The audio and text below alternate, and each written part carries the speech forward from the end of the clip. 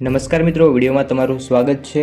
Nandasan police સ્ટેશનમાં ફરજ બજાવતા મહિલા કોન્સ્ટેબલનું રોડ અકસ્માત થયો છે। કડી તાલુકાના નંદાસણ પોલીસ સ્ટેશનમાં ફરજ બજાવતા આશાબેન વર્ષ 2016-17માં પોલીસની નોકરીમાં તેમનું જોઈનિંગ થયું હતું અને થોડા સમય પહેલા જ તેઓને કડી ખાતે બદલી થઈ હતી।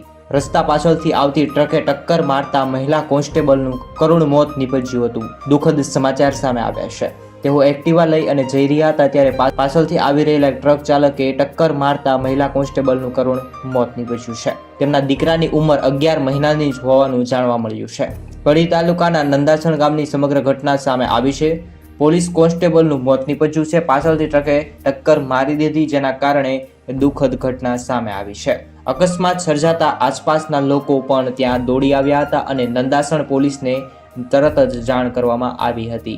આ મહિલા કોન્સ્ટેબલ ગાર્ડ ઓફ ઓનર આપીને શ્રદ્ધાંજલિ અર્પિત કરી છે। જે આપણે સૌ લોકો પણ મહિલા કોન્સ્ટેબલની આત્માને શાંતિ મળે તે માટે ઓમ શાંતિ પાઠવીએ। ઓમ શાંતિ।